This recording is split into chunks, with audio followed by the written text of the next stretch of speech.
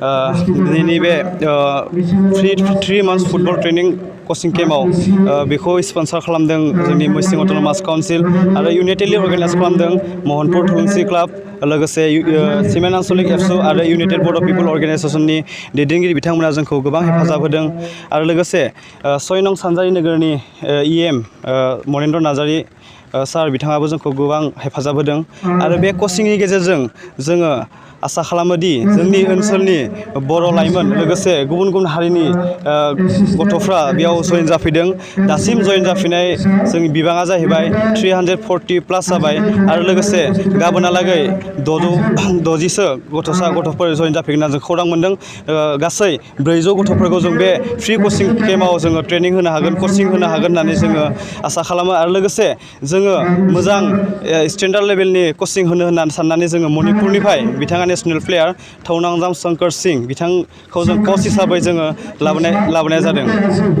आरो लोगोसे जोंनि गथ'फ्रा पेन्डेमिक COVID-19 नि थाखाय गोबां गथ' लाइमोनफ्रानो गोबां गाज्रि हुदा सोलोंगासिनो दङ जों नुनानै मोन्दों आरो बेफोरखौ होबथानोनो जोङो बे फ्रि कोचिं केम्प जायखौ MSC मिसिं अट'नमास काउन्सिला स्पन्सर खालामदों जों बेनिखायनो मिसिं अट'नमास काउन्सिलनिसिम जोबोद साबायखर बावहरो आरो लोगोसेनो बिथांमोना जोंनो दि बे सुजुगखौ होदों बे सुबिदाखौ होदों अर्गानाइज खालामनो जों बिथांमोननिसिम बेनिखायबो जोङो जोबोद साबायखर बावहरो थुलुंसि क्लाब लोगोसे सिमेन्ट आनसलिक बर' फरायसा आफाद आरो लोगोसे खौसेथि बर' सुबुं आफाद सिमेन्ट आनसलिक कमिटि जयै मिसिं अट'नमास काउन्सिलनि हेफाजाबाव जों दिनै जाखांफुनाय उन्दै गथ' आन्डार 13निफ्राय आरो आन्डार 16 आरो आन्डार 20 बे मोनथाम केटेगरिनिफ्राय लानानै जोङो गथ'फोरखौ 3 मास मोनथाम फुटबल कोचिं होनो नागिरदों बेवहाय जोंहा गोबां थांखि दङ जाहाथे जाखांफुनाय गथ'फोरा उन्दै गथ'फ्रा गेलेनायजों लोगोसे गावनि लाइफखौ माबोरै दानो हायो बेखौ जोङो सिन्था खालामनानै मिसिं अट'नमास काउन्सिलनिफ्राय बे हाबाफारिखौ लानाय जादों मानोना दिनैनि दिनाव उन्दै गथ'फ्रा स्कुल बायदिसिना गैथ'आ दा बे गैयि समाव बिसोरखौ बेस्थ' लाखिनो थाखाय आरो दिनैनि दिनाव खेल' इन्डिया नोंथांमोना खोनादों खेल' इन्डियानि जों लोगोसे गेलेनायनि बादायलायनायनि गेजेरजों गोबां गावनि लाइफआव दावगालांनो हायो बेखौ मेन उद्देश्य लानानै जोङो मिसिं अट'नमास काउन्सिला बे गेलेनाय कचिंखौ जोङो आखायाव लादों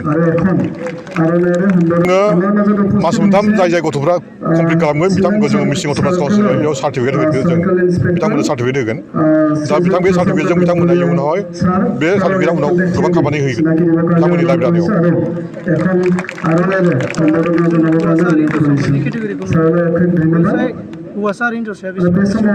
दासिम 340 जाबाय रेजिस्ट्रेसन जानाया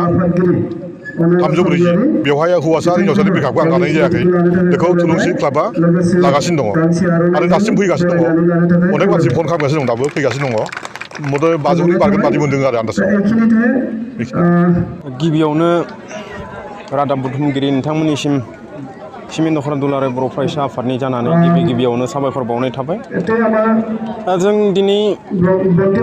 सिमेन्ट दख'रा दुलाराय बर' फरायसा आफाद हिसाबै जोङो बोसोरफ्रोमबो बे सामार समावहाय फ्रि कोचिं फुटबल बेखौ जों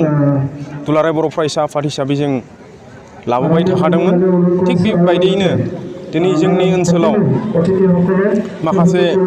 दल संगठन दङ जेरै इउनाइटेड बड' पिपल अर्गानाइजेसन लोगोसे मिसिं अट'नमास काउन्सिलनि अननायजों जों दिनै बे बेसेन नाङै 3 दान बे फोरोंथाइ बादाखौ जों दिनै मावफुंनो हादों जा गोजोननाय मोन्दों मानो होनोब्ला जोंनि उन्दै जा गथ'फोरा दिनै गेलेनाय फरायनाय बेफोरावहाय एसे उनफिननायखौ जों नुनो मोन्दों माखासे बेलेग गाज्रि फारसे थांनायखौ जों नुनो मोन्दों ओंखायनो जाहाथे जों मोजां मोनसे लामायाव लाना फैनो हागोन नामा बे मोनसे थांखिजों बे नोजोरजों जों दिनै इउनाइटलि दिनै 3 नं महनपुर थुलुंसि क्लाब लोगोसे सिमेन्ट दख'रा दुलाराय बर' फरायसा आफाद लोगोसे सानजा सानजारि सोनाब सानजारि खौसेथि बर' सुबुं आफाद जों जयै बे हाबाफारिखौ मावनाय जादों बुंखाबाय खोथाया माने मिसिं साहित्य आखिर परिषदा दा माने जोङो मोजां खेलुवै गेलेग्रा गथ'फोरखौ दिहुननो थाखाय मोनसे सिद्धान्त लादों जेरै फुटबलाल' खेल नङा जेरै बेवहाय भलिबलबो थागोन क्रिकेटबो थागोन फुटबलबो थागोन बक्सारबो थागोन ओमफ्राय माबाबो थागोन मा होनो उसुबो थागोन आर्म्स रेसलिंबो थागोन सब बिभिन्न इभेन्ट दा अलिम्पिक रिकगनाइज गेमफोरा बेवहाय बेखौ लानानै जोङो मोनसे दाख्लै आल'सना जादोंमोन बे आल'सनायाव जोङो खुब गुरुत्त होदों मानो होनबा गेलेनायनि गेजेरजों जोङो जोंनि फिजिकेलि मेन्टेलि जोङो सार्भ खालामनो हायो बे हिसाबै जोङो नैबे सानजारि नोगोरनि दिनैनि जे प्रग्राम बे प्रग्रामा खुब माने मोजां जादों मानो होनबा बेवहाय जथेस्थ' गथ' गथायफोर फैदों सोलोंनो थाखाय बेखौ मिसिं साहित्य हागित परिषदआ सापर्ट खालामदों मानो होनबा बेवहाय मोजां मोजां गेलेग्रा गथ'फोरखौ जों निस्सय मोनगोन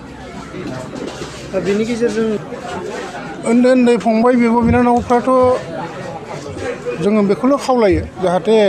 मोनफ्रोमबो इभेन्टखौनो मोनफ्रोमबो गेमखौनो गेलेनो सोलोंनांगौ जेरै फुटबलल' होननानै फुटबलखौल' आसा खालामबाय थाबाबो जाया मानो होनबा समा नेनानै थाया जेरै बिनि गेजेरावनो सोरबा मोजां जुदि एथलेटिक गेलेनो ओंखारदोंबा बेखौ जोङो प्रशिक्षण होनायनि गेजेरजों गेलेहोनांगोन जेरै नोङो फुटबल गेलेनानै इन्टारेस्टेडबाबो मोजां गेलेग्रा थारबा नोङो बेखौ दिनैथ' बेयो मोनसे डिस्ट्रिक्ट लेभेलनि मोनसे कचिंसो बेयो गाबोन नोङो मोजां गेलेयोबा स्टेट लेभेलनि कचिं जों लाबोगोन कचिं खालामहोगोन स्टेट लेभेलनि मानसिफोरखौ लेंहरनानै अफिसारफोरखौ लेंहरनानै आरो बेनि उनावहाय आरो मोजांसिन गेलेबावोबा जेरै